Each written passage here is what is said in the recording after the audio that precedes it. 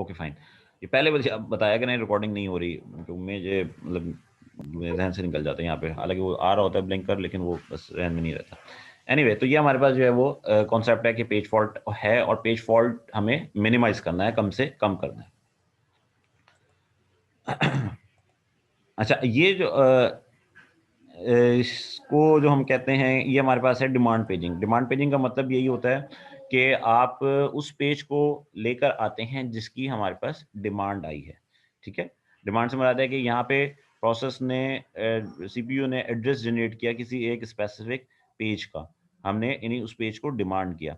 अब अगर वो पेज था फिर तो हमने उसको इस्तेमाल कर लिया है, और अगर हमारे पास वो पेज अवेलेबल नहीं था यानी पेज फॉल्ट हुआ, तो फिर हमें उसको वीएम से उठा के दोबारा रैम में लाना पड़ा, और फिर उसके बाद हमने दोबारा उस इंस्ट्रक्शन को स्टार्ट किया, उसको इस्तेमाल किया। तो ये ऐसे ही कॉन्सेप्ट है कि जब आप किसी शॉप पे जाते हैं तो शॉपकीपर को जाके आप बोलते हैं कि भाई मुझे ये आइटम चाहिए, वो फिर आपको आइटम ला के देता है। ठीक है, तो आप जो कहेंगे उसको चीज़ लाने को, जो भी प्रोडक्ट, वही आपको ला के देगा। और यानी आप डिमांड करेंगे तो उसके ऊपर वो आपकी डिमांड को क्या करेगा, फुलफिल करेगा, जनरेट करेगा।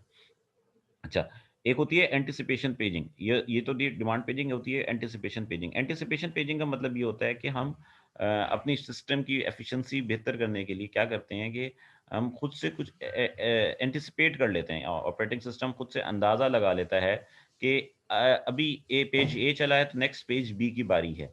अच्छा, अब वो अंदाज़ा किस बात पे लगाया जा सकता है, उसके डिफरेंट पैरामीटर्स हो सकते हैं। एक होती है टेम्पोरल लोकेलिटी, एक होता है स्पेशल लोकेलिटी। टेम्पोरल लोकेलिटी का मतलब होता है कि अगर एक लूप चल रहा है, लूप के अंदर अगर वो 100 टाइम लूप चलना है, तो इसका मतलब वो एक पैटर्न के अंदर बार बार प्रोसेसेस को एग्जीक्यूट किया जा रहा होगा या पेजेस को एक्सेस किया जा रहा होगा। ए बी सी, फिर ए बी सी, फिर ए बी सी, अभी 100 टाइम ये पैटर्न चलेगा। तो वो एंटिसिपेट कर लेगा कि जी पहले जो कि ए बी के बाद सी आ रहा था, तो इस लिहाजा नेक्स्ट पेज जो है वो क्या होगा, सी होगा। तो एंटिसिपेशन पेजिंग में वो ऑपरेटिंग सिस्टम क्या करता है कि डिमांड आने से पहले ही उस पेज को वीएम से उठा के मेमोरी में खुद से लोड कर देता है। ठीक है, यानी अभी उसकी डिमांड नहीं आई सी की, लेकिन आपने पास पैटर्न को देखते हुए अंदाजा लगा लिया कि नेक्स्ट जो है वो इसकी डिमांड आएगी। अब अगर आपकी एंटिसिपेशन ठीक है, तो इसका मतलब है वो जो नेक्स्ट डिमांड वो सी की होगी, और इसका मतलब है वो सी ऑलरेडी अवेलेबल होगा, तो आप पेज फॉल्ट से बच जाएंगे, तो आपकी सिस्टम की एफिशिएंसी बेहतर हो जाएगी। लेकिन अगर आपकी एंटिसिपेशन गलत हो गई, पहली दो दफा तो उसने ए बी और सी चलाए, फिर ए बी सी चलाया, उसके बाद तीसरी दफा उसने कहा जी ए बी सी, और फिर ए बी और फिर सी के बाद उसने कहा जी एफ है, तो उसका मतलब उसने सी को डिमांड नहीं किया। तो आपने जो एंटिसिपेशन करके पेज को मेमोरी में लेकर आए, वो क्या हो गया, ज़ाया हो गया, वो आपका ज़ाया हो गया। और उसके बाद उसने डिमांड कर दी एफ की, और एफ था नहीं, तो एफ को फिर हमें लाना पड़ेगा। तो इसका मतलब है कि अब अगर एंटिसिपेशन ठीक है, हमारा अंदाज़ा ठीक है, तो ये हमारे लिए एडवांटेज हो जाएगा, सिस्टम एफिशिएंट हो जाएगा। और अगर हमारी एंटिसिपेशन गलत हो गई, तो फिर ये हमारे लिए उल्टा ड्रॉबैक हो जाएगा, क्योंकि हमें 2 पेज लोड करने पड़ गए, एक एंटिसिपेशन में जो कि इनकरेक्ट था, और फिर जब एक्चुअली जो डिमांड किया गया, फिर हमें उसको भी लोड करना पड़ा, तो 2 पेजेस को लोड करना पड़ा। तो ये एक कहते हैं कि डिमांड पेजिंग के साथ हम जो है वो एंटिसिपेशन पेजिंग भी इस्तेमाल कर लेते हैं सिस्टम की परफॉर्मेंस को बेहतर करने के लिए। लेकिन हर जगह एंटिसिपेशन पेजिंग नहीं होती, क्योंकि बाज़ दफ़ा जो है वो कोड का कोई पैटर्न नहीं होता, वो हम गेस नहीं कर पाते कि हमें नेक्स्ट कौन सा पेज चाहिए सिस्टम को, तो इसलिए हम एंटिसिपेशन नहीं अप्लाई करते। अच्छा जी, ये जो आप लोगों के सेक्शन सी वाले हैं, उन आइडिया है वो लोग कौन से टॉपिक पे हैं, या कहाँ पे क्या पढ़ रहे हैं, किस चैप्टर पे हैं? No sir. किसी किसी का कोई कांटेक्ट है सेक्शन सी से?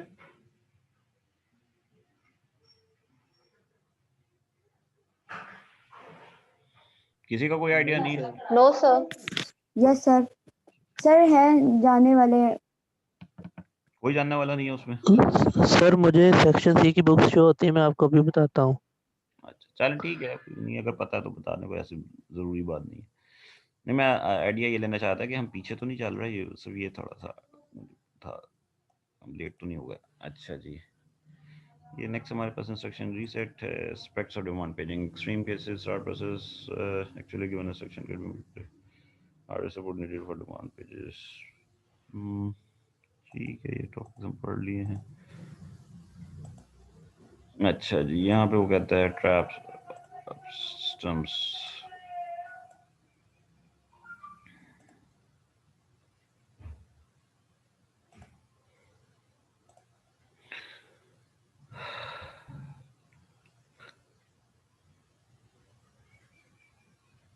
अच्छा, ये वो उसने बता रखा है परफॉर्मेंस ऑफ डिमांड पेजिंग, ये ऑलमोस्ट वही स्टेप्स हैं जो हमने पीछे डिस्कस कर लिए हैं। नंबर 1 है जी trap to the operating system, हमने जिस पेज को डिमांड किया वो अवेलेबल नहीं है इसलिए ट्रैप हो गई, यानी एक्सेप्शन जनरेट हो गई। Save the user registers and process state, हम उसको सेव करेंगे पीसीबी को जब हमने पढ़ा था। We determine that the interrupt was a page fault, ये पेज फॉल्ट की इंटरप्ट है। Check that the page of reference was legal and determine the location of the page on the disk. ये step number 4 है कि एक तो ये हम देखेंगे कि जो हमारा पेज रेफरेंस है वो वैलिड है, दूसरी बात ये कि ये पेज डिस्क में या वर्चुअल मेमोरी में कहाँ पे लोडेड है।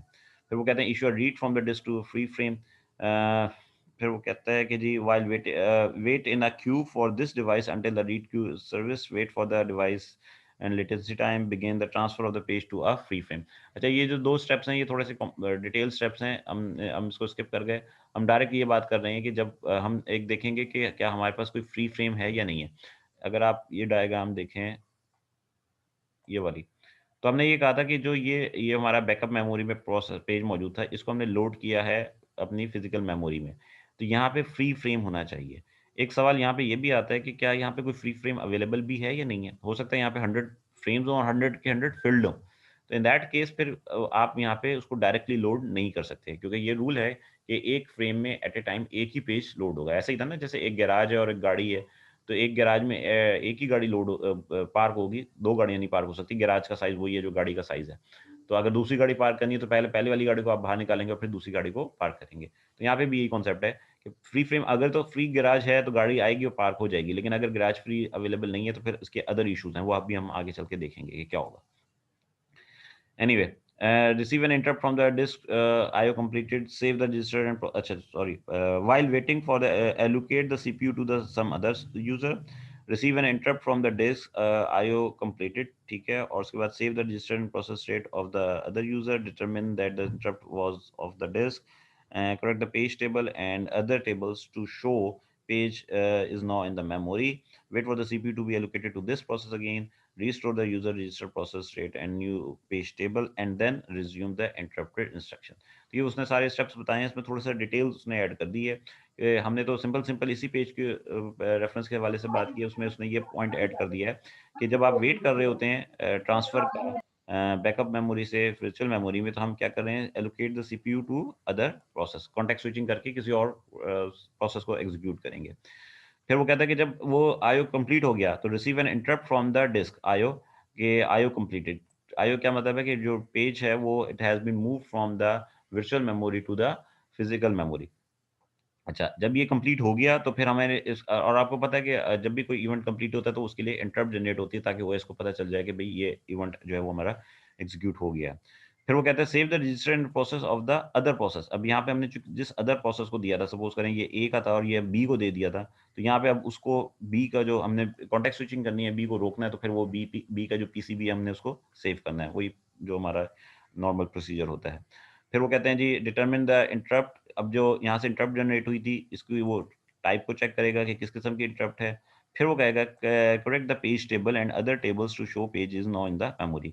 फिर क्या करेगा, आपके पेज टेबल को अपडेट करेगा। ये वाला जो पेज टेबल है हमारा, इसको क्या करेगा, अपडेट करेगा, क्योंकि पहले इस पेज ए के लिए यहाँ पे इनवैलिड था और फ्रेम कोई नहीं था।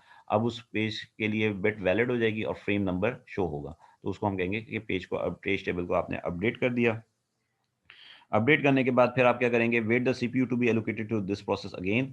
आप वेट करेंगे कि सीपीयू दोबारा इस प्रोसेस के पास आ जाए, और जब सीपीयू उसके पास आ जाएगा तो फिर आप इसके वो जो रजिस्टर वगैरह थे आप उसको रिज्यूम करेंगे पेज और न्यू पेज टेबल के साथ उसी इंस्ट्रक्शन को दोबारा से एग्जीक्यूट करेंगे, और अब की बार आपको पेज टेबल वैलिड होगा और वो हमें रैम में से मिल जाएगा और हम उस पर रीड और राइट ऑपरेशन परफॉर्म कर लेंगे और पेज फॉल्ट या पेज हैंडलिंग नहीं होगी।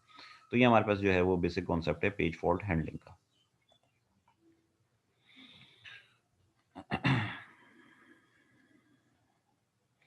यहाँ पे थोड़ी सी डिस्कशन दे रखी है पेजिंग उसके पेज फॉल्ट का जो कैलकुलेशन है कि कितना होता है और उसका हम कितना टाइम कैलकुलेट कर देते हैं। फिलहाल हम उसको स्किप कर देते हैं। और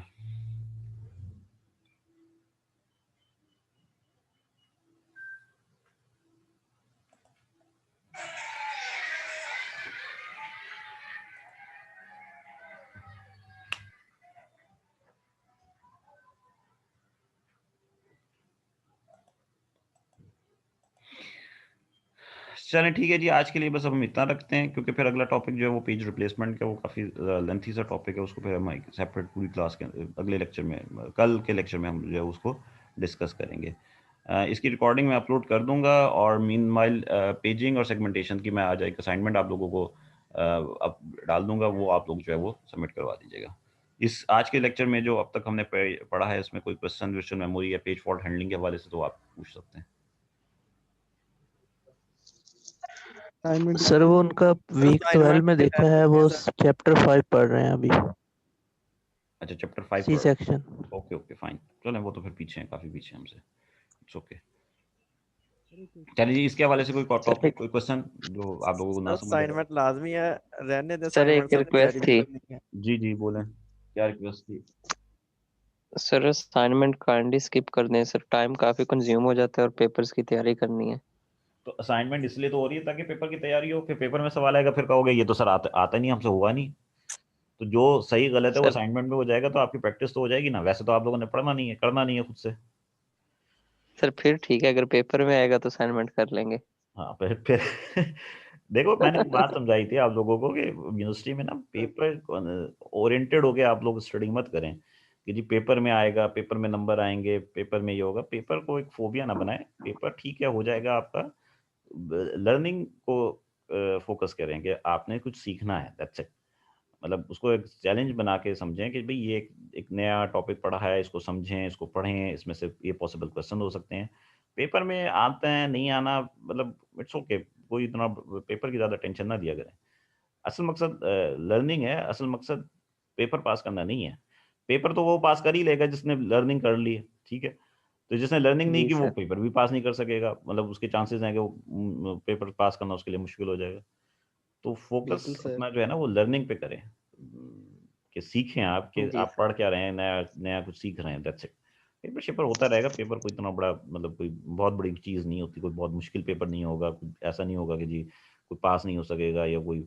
बट ठीक है, नॉर्मल सा पेपर होगा, उसमें आपने जो टॉपिक पढ़े हैं उन्हीं में से सवाल आएंगे, तो जाहिर बात है अगर आपने वो टॉपिक अच्छे से पढ़ लिए हैं, समझ लिए हैं, तो वो आप अटेम्प्ट भी कर लेंगे। वो कोई मतलब मेरा नहीं ख्याल कि इतना ज़्यादा मुश्किल होगा आपके लिए। सर वैसे थोड़ी कोई तसल्ली हो गई है।